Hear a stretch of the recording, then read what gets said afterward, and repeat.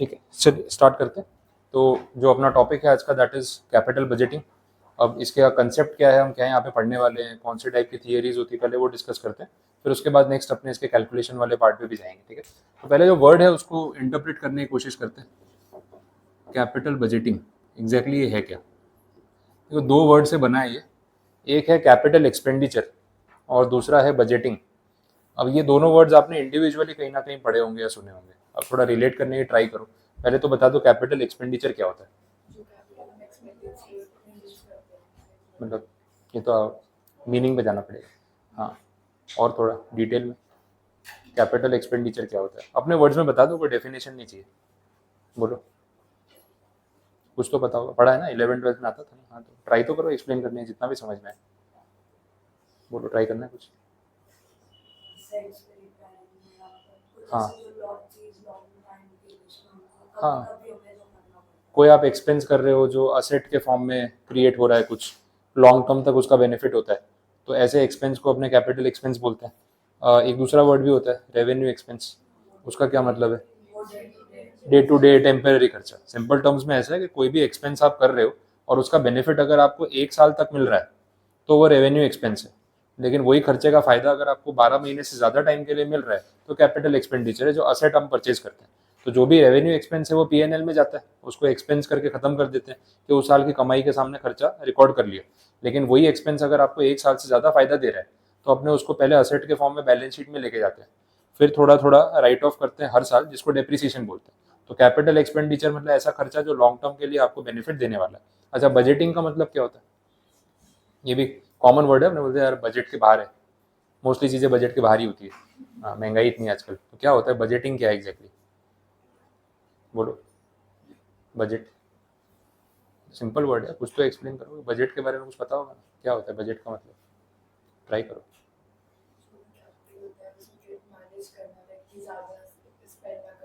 हाँ, कितना स्पेंड करना है, कितना नहीं, ज़्यादा खर्चा ना हो जाए, एक लिमिट सेट करना कि हम कितना एक्सपेंसेस कर सकते हैं, कितना नहीं कर सकते, दैट इज बजट।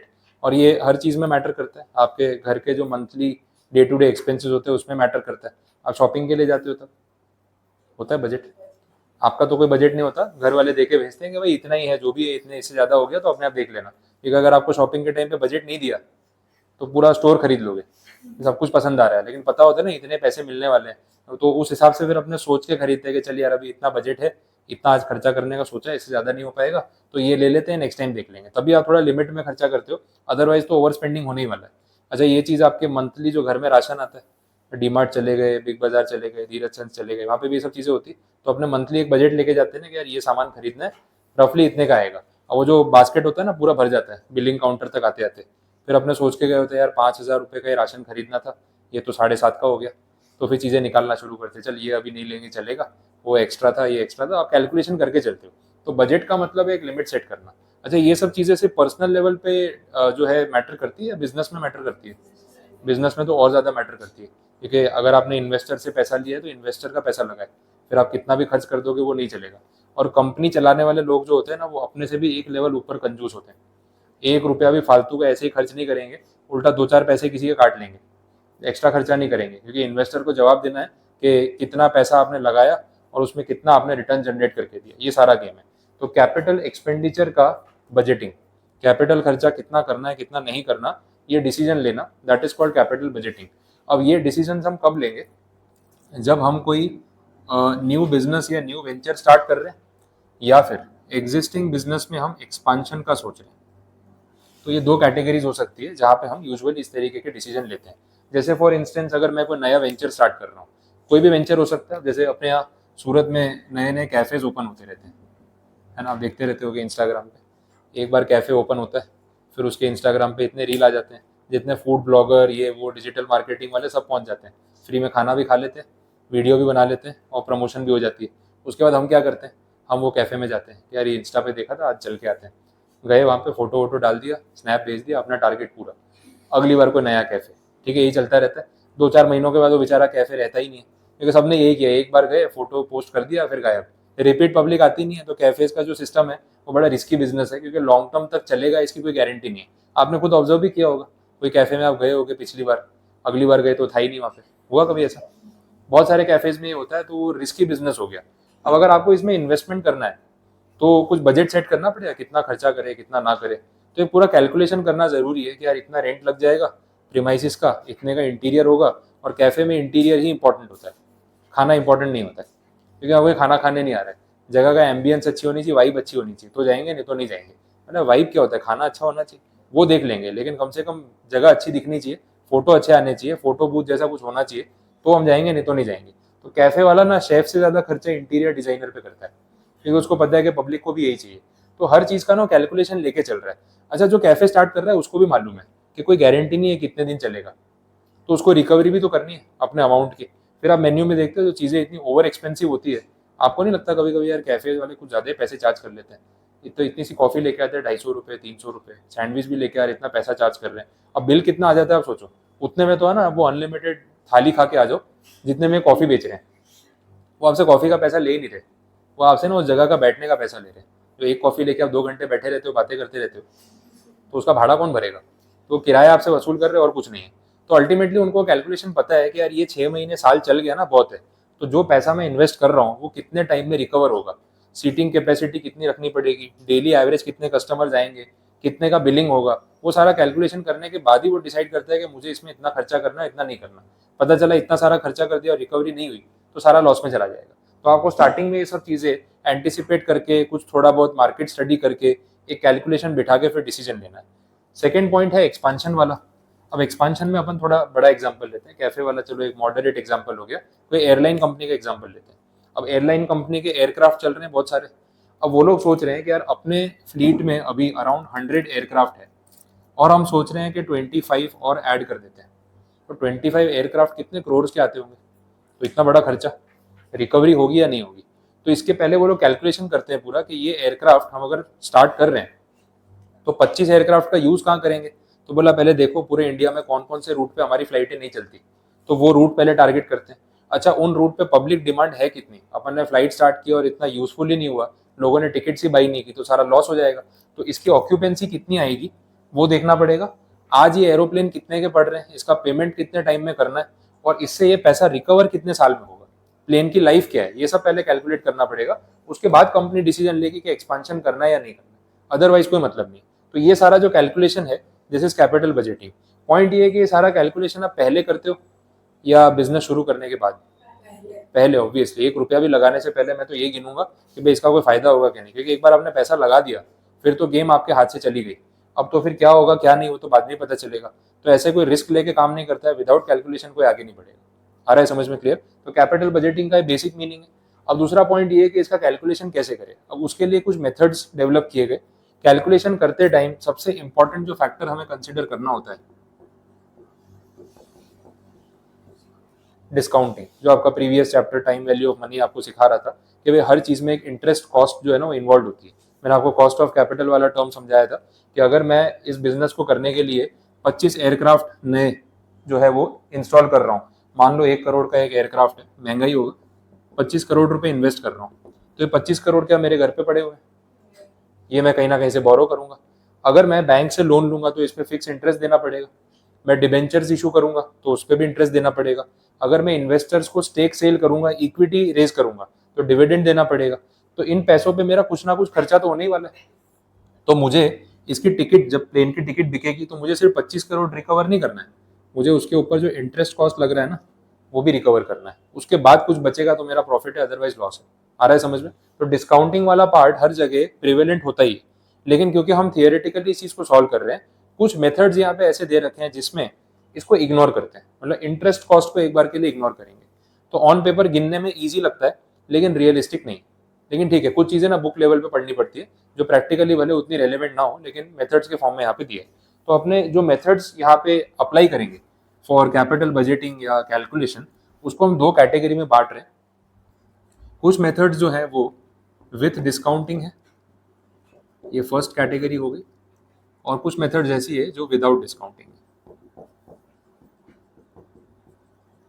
ठीक है, कौन कौन सी मेथड्स है पहले नाम बता देता हूँ। फर्स्ट मेथड जो यहाँ डिस्काउंटिंग वाली है that is called NPV, net present value method. ठीक है, फर्स्ट मेथड है। इसके साथ एक और मेथड आएगी, उसका नाम है पीआई रेशियो, प्रॉफिटेबिलिटी इंडेक्स। इसको कॉस्ट बेनिफिट रेशियो भी बोलते हैं और पीआई रेशियो भी नाम है।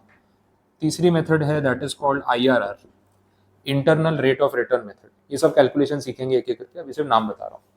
डिस्काउंटिंग के बिना जो मेथड्स दे रखे हैं उसमें एक है पे बैक पीरियड मेथड। ये सेम मेथड यहाँ पे भी होती है, विद डिस्काउंटिंग भी होती है, विदाउट भी, कैलकुलेशन में उसको क्लियर करेंगे। एक मेथड है ARR, average rate of return, accounting rate of return, return on investment, ये सब इसके नाम है। ये सब मेथड्स यहाँ पे आपको दिए हुए हैं जिसके बेसिस पे हम डिसीजन मेकिंग कर सकते हैं वेदर टू इन्वेस्ट और नॉट। क्वेश्चन वही है कि इतना खर्चा करे या ना करे, डिसीजन मेकिंग में सारे मेथड्स आपको काम आते हैं।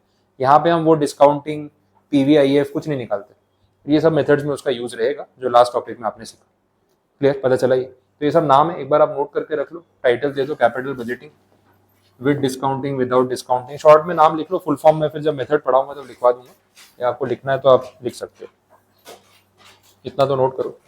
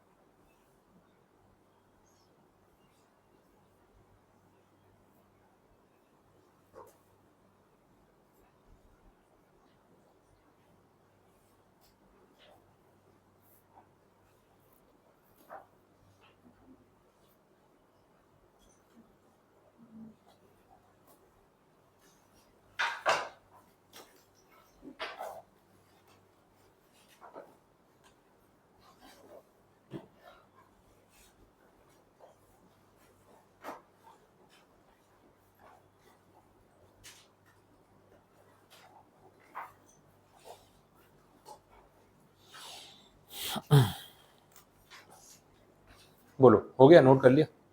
अब देखो ये कुछ मेथड्स थे, अब इनको स्टार्ट करने से पहले, जैसे मैंने आपको बोला कि टाइम वैल्यू ऑफ मनी सीखना जरूरी था, वो अपन ने देख लिया। एक और एस्पेक्ट है जो पहले से क्लियर होना चाहिए, अगेन रिलेटेड टू कैलकुलेशन। ये सारी मेथड्स में जो कैलकुलेशन हम करेंगे, यूजुअली क्या होता है, अपने पैसों की गिनती कभी भी लगाते हैं तो हम एक फैक्टर फॉलो करते हैं, दैट इज प्रॉफिट। अपने बोलते हैं प्रॉफिट आफ्टर टैक्स। यहाँ पे जो कंसेप्ट है वो थोड़ा डिफरेंट है। हम ये सब चीज़ों का कैलकुलेशन प्रॉफिट आफ्टर टैक्स पे नहीं करेंगे, हम कैलकुलेशन करेंगे कैश फ्लो आफ्टर टैक्स पे। अब दोनों में डिफरेंस है, तो मैं पहले ये क्लियर कराऊंगा, फिर ये मेथड स्टार्ट करेंगे। पहले आप उसका कैलकुलेशन समझो, what is the difference between profit and cash flows. Profit जब हम कैलकुलेट करते हैं वो नेट प्रॉफिट वाला, तो उसमें ना हम कुछ ऐसे एक्सपेंसेस भी कंसिडर कर लेते हैं जो एक्चुअली हमने कैश में किए नहीं, नॉन कैश एक्सपेंसेस। और जब कैश फ्लो की बात होती है तो एक्चुअल कैश कितना आया कितना गया उसके ऊपर फोकस होता है। तो आपको ऐसे कोई एक्सपेंसेस ध्यान आ रहे हैं जो नॉन कैश होते हैं, मतलब आप खर्चा कैश में नहीं करते हो लेकिन फिर भी आप उसको पीएनएल में क्लेम करते हो वाइल कैलकुलेटिंग प्रॉफिट? कोई नाम ध्यान आ रहे हो? पीएनएल में जो खर्चे डालते हो ना अकाउंट्स में, वो याद कर लो, है ऐसा कोई एक्सपेंस जो नॉन कैश है? कैश में किसी को आप एक्चुअल में पे आउट नहीं कर रहे, but you are debiting in the PNL as an expense. Depreciation बोल सकते हैं। डेप्रिसिएशन आप किसी को कैश में पे करते हो, मंथ एंडिंग में कोई आता है घर पे डेप्रिसिएशन के पैसे लेने आपसे? ऐसा तो कुछ है नहीं, लेकिन पीएनएल में डेबिट तो होता ही है। तो depreciation is a non cash expense. अब उसका इम्पैक्ट पता है प्रॉफिट पे तो होता है। क्या इम्पैक्ट होता है? प्रॉफिट बढ़ जाता है, कम हो जाता है? कम हो जाता है, लेकिन एक्चुअल में कैश तो किसी को दिया ही नहीं है। तो अगर आप प्रॉफिट आफ्टर टैक्स मैच करोगे आपके बुक्स में और कैश बैलेंस अगर आप चेक करोगे तो डिफरेंस क्रिएट होगा। तो वो डिफरेंस को यहाँ पे कंसिडर किया गया है। तो बोला डिसीजन मेकिंग करते टाइम हम प्रॉफिट पे नहीं बात करेंगे, एक्चुअल कैश कितना बचता है ना हाथ में, उस पर बात करेंगे। तो पूरा चैप्टर सीएफएटी पे चलता है, पीएटी पे नहीं चलता है, एक्सेप्ट जो लास्ट मेथड मैंने आपको लिखवाया एआरआर वाला। वो एआरआर वाला जो मेथड है ना, वो बिना सिर पैर का मेथड है, उसका कोई लॉजिक नहीं है, उसको खुद को नहीं पता है वो क्यों है और कहाँ से आया, ये वैसा है। ठीक है, वो मैं आपको जब बताऊंगा आगे कैलकुलेशन तो समझ आएगा। तो वो लॉजिकल नहीं है, कोई उसका लॉजिक नहीं, सिर्फ फॉर्मूला बेस्ड है वो। तो वो अकेला मेथड ऐसा है जो बोलता है भाई मेरे को ये सब समझ नहीं आता, मैं तो पीएटी पे ही चलूंगा, मतलब तू खुद समझ में नहीं आ रहा हमको क्या है, तो फिर तू पीएटी पे चल, क्या फर्क पड़ रहा है। तो पूरा चैप्टर सीएफएटी पे चलता है, सिर्फ वो एक मेथड प्रॉफिट आफ्टर टैक्स की बात करता है, वो लास्ट में डिस्कस करेंगे। ये लॉजिक वाली चीजें पहले पढ़ लेते हैं, फॉर्मूला वाला पॉइंट अपन लास्ट में देखेंगे। तो अभी अपना टॉपिक ये है कि सीएफएटी एग्जैक्टली है क्या और कैलकुलेट कैसे होगा। तो इसके दो मेथड्स होते हैं, एक ट्रेडिशनल तरीका है सीएफएटी गिनने का, और एक जो है अदरवाइज दूसरा अप्रोच है, इसको बोलते हैं डेप्रिसिएशन टैक्स सेविंग्स अप्रोच। तो मैं एक एग्जांपल फ्रेम करके आपको समझा देता हूँ, वो आप नोट कर लेना, तो फिर आगे के चैप्टर में प्रॉब्लम नहीं आएगा। हम कैश फ्लोज की बात कर रहे हैं, यहाँ पे कुछ टर्म्स लिख रहा हूँ जो मे भी आपने सुने होंगे।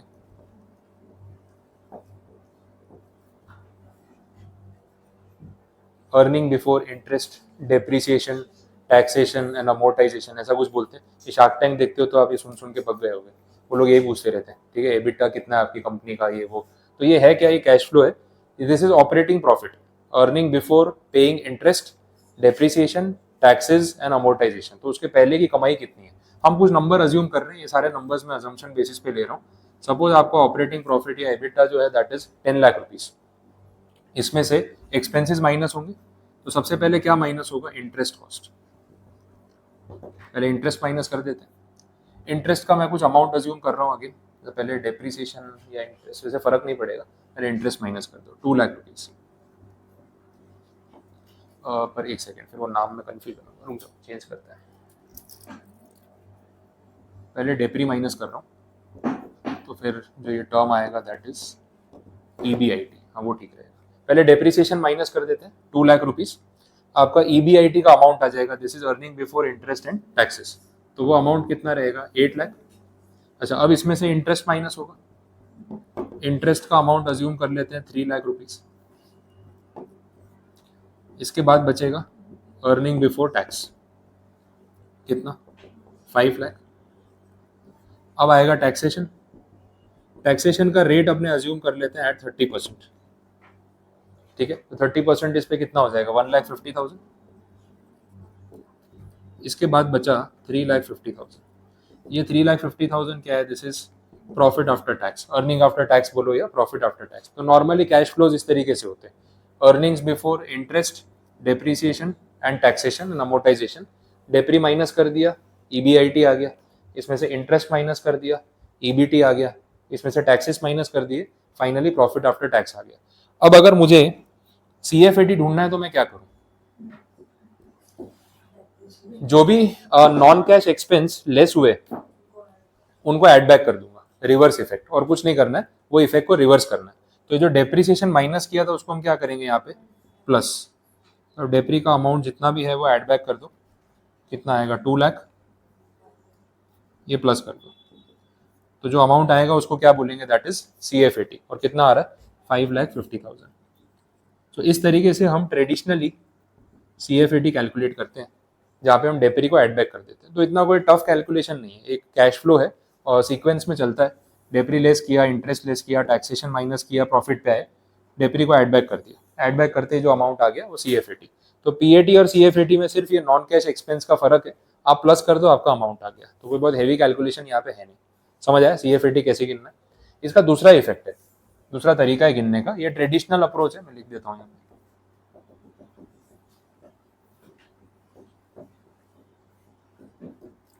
ठीक है, एक और अप्रोच है जिसको हम बोलते हैं डेप्रिसिएशन टैक्स सेविंग्स अप्रोच।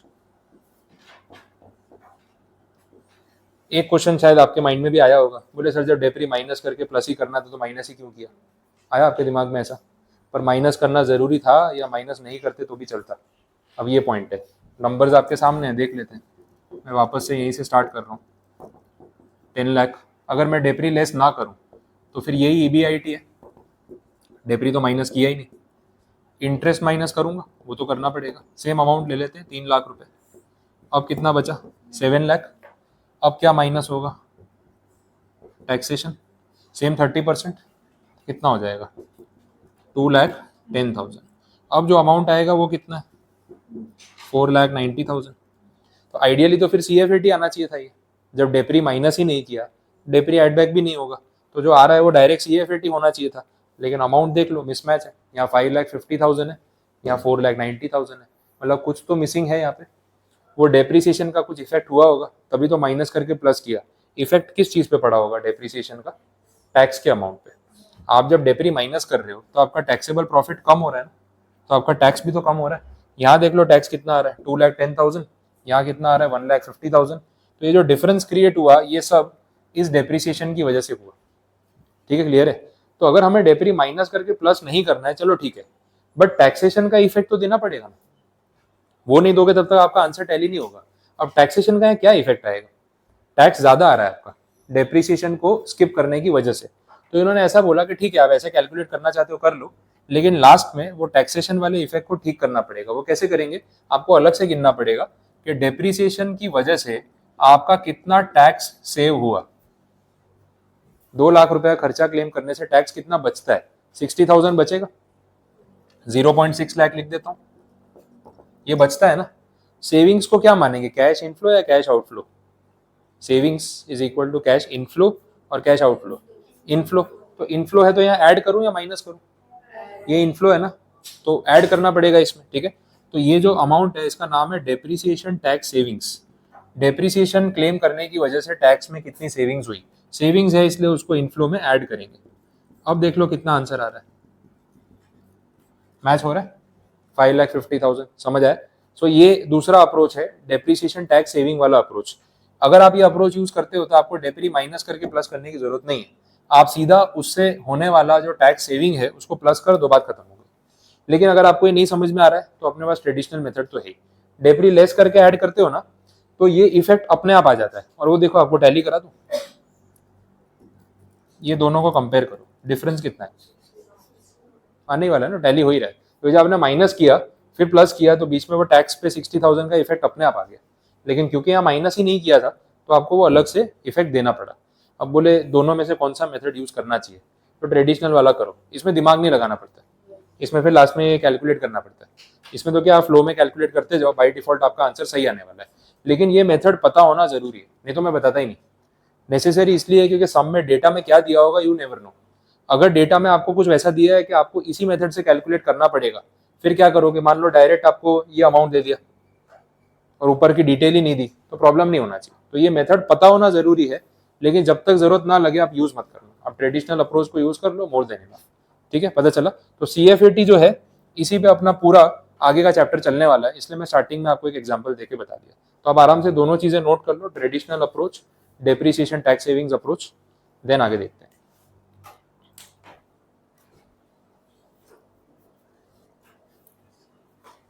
और कुछ नहीं समझ आया हो कैलकुलेशन में, वापस पूछना है तो अभी पूछ लो, लिखा हुआ है, फिर इसको मिटा दूंगा, फिर मत पूछना।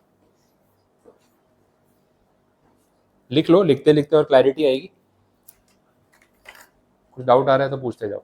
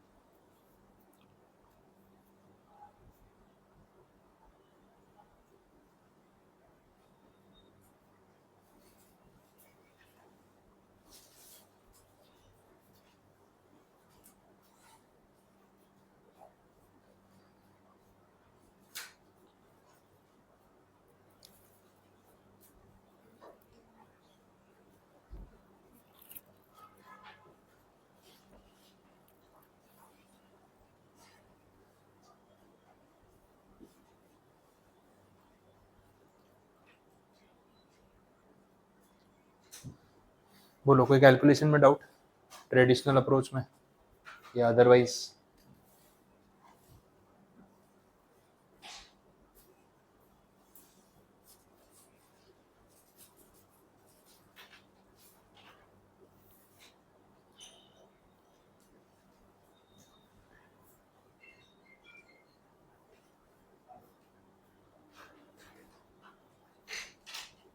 हो गया, नोट कर लिया?